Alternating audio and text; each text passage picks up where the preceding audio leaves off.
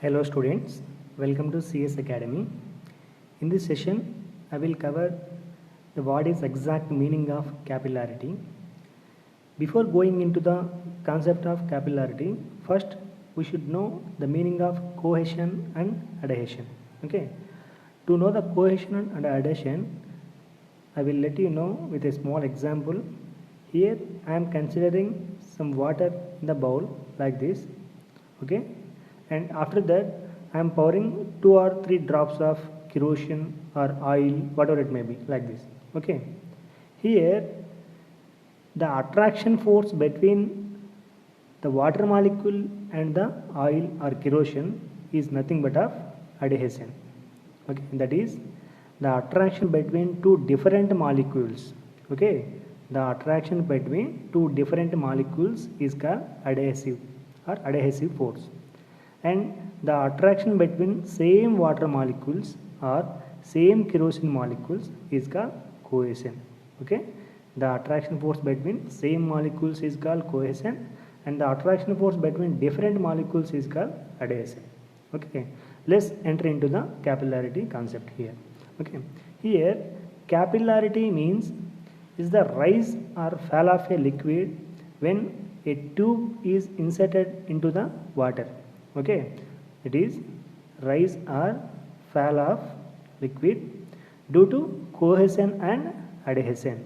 Okay, let's learn here. Here I am taking one bowl with some water like this. Okay, if I inserted one glass tube like this, okay, the water may rise inside the glass tube like this. Okay, because of what is, because of the attraction force between these water molecules and the glass tube will attract these water molecules to the top side. Okay, because of this one the water molecules will enter into the glass tube. Okay, so this is nothing but of capillarity rise. If we see capillarity depression, that is, if I take water in the bowl like this, if I dip some tube like this, okay, the water will go to the downside like this. If I consider this is the water level in the this bucket or whatever it may be. Okay, once if I dip this pipe of glass, the water will may go into down like this. Okay, what is the reason to the capillarity depression means? It is because of what is cohesive. Okay, cohesion, because here let us consider this is the liquid, some liquid. The attraction force between the two same molecules is nothing but a cohesion. If this attraction force is more than the attraction force between this liquid molecule and this glass tube, then what will happen? These water molecules or liquid molecules which is present inside this bucket will pull these molecules which is present in this glass tube, so that these molecules which are present in this glass tube will come downside. Okay, this is the reason why capillarity depression and capillarity rise. Here if you see some differences, here the capillarity rise adhesion is greater than cohesion. Okay, due to this one only the capillarity rise taking place. Here this is here cohesive forces is greater than adhesive forces. Okay, and if you see the shape of this capillarity rise is like concave, that is like this. This is the concave. For this capillarity depression, the shape of this one is like this, convex, like this bowl shape. Okay, this will come like this, and this is the concave shape. This is concave shape and this is convex shape. Okay, here if we consider some examples to rise the capillarity: water, kerosene, like this. Okay, these are the examples. For capillarity diffraction, this liquid which is present in this bowl is nothing but of mercury. Okay, for the mercury only the capillarity depression taking place. Okay, if you see here in this concave direction, the surface tension, that is sigma, will act like this, and it makes the angle theta with this glass tube. Okay, and the fluid which is present inside this glass tube, the weight of this fluid will act downward direction like this. Okay, if we equate these two forces, the downward side this is the weight of the fluid and upward side this is the surface tension. Here this is making an angle theta. If you take this vertical direction, that is sigma cos theta, and this horizontal direction sigma sin theta. Okay, and if we consider this equilibrium equation sigma Fy equal to 0, here the upward force equal to downward force. Here upward force is sigma cos theta into pi d, and the downward force is nothing but a weight W. That is the weight of the fluid which is present in this glass tube. Here we can write W as mg, that is a mass. M is nothing but of mass. We can write as a density into volume into g. Here rho into g into volume. Here volume we can written as, this is the total height which is capillarity rise, and this is the cross sectional area, and the volume of this tube can be written as rho into g pi by 4 d square into h. Okay, here h is nothing but of capillarity rise, and if we equate these two, and we can cancel pi and 1d like this, and the capillarity rise h equaled 4 sigma cos theta by rho g d.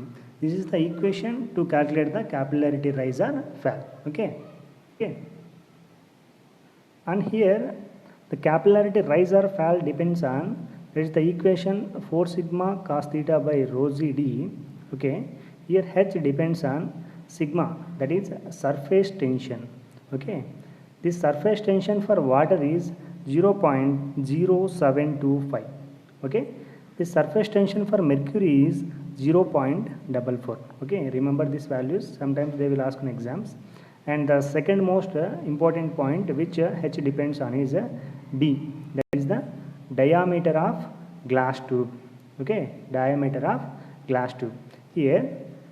And the next one is theta, that is the angle between glass tube and what is that angle between this glass tube and this surface tension sigma. Yes or no? Which direction it is acting like this. Okay, and that surface tension is nothing but of surface of the water. Okay, here theta equal to 0 for water and glass surface, and theta equal 138 degrees for what this glass tube and mercury.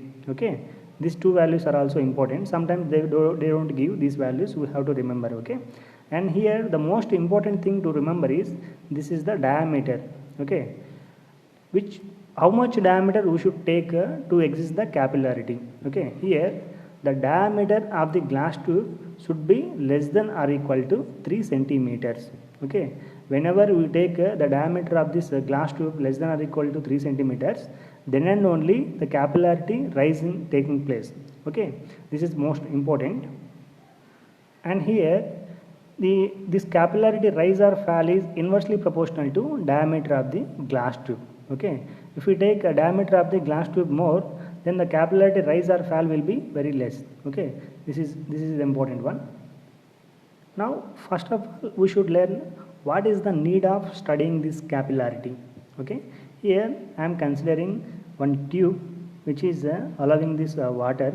Okay, some water is going into this pipe like this. Okay, I am cutting this section as like this. I am taking this cross section, and I want to measure the pressure inside this tube. For this, what should I do? I am taking this this manometer of U-tube. Okay, I am considering one U-tube manometer, and I am measuring the pressure inside this tube.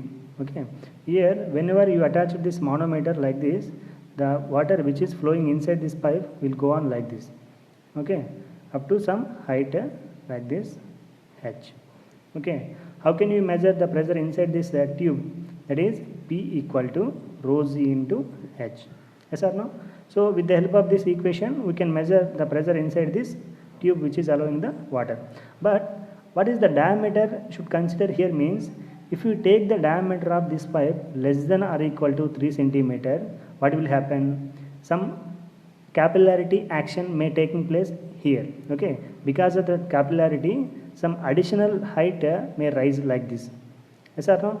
Then what will happen? P equal rho z h plus small h. Then what will happen? It is the wrong value. Okay, we can't get the correct value if we take the diameter of this tube which is less than 3 centimeters. Okay, further to measure the values exactly, okay, we should learn the capillarity action here. Okay, to measure any pressure inside the tube during the taking of this manometer, we should take the diameter should be greater than or equal to 3 centimeters. Okay, then and only we will get exact value of pressure inside this pipe. Okay, this is most important. Many students who don't know which diameter should we consider in the measurement of pressure in manometers. Okay, and if you see the applications of capillarity, the first one is rise of kerosene in kerosene lamp. Okay, in kerosene lamp we will take some wick along with the kerosene. What will happen? This kerosene will come to the upside along with this wick. Okay, this is the application of capillarity. And one more application here is rise of water in the plant's roots. Yes or no? If we pour water in the plant's roots, the water will come to the top side along with the this root. Okay, these two things are the applications of capillarity. Okay, if we see some important concept here, that is, if I consider some water inside the balloon like a spherical shape of diameter d, okay, the d is nothing but of 2r.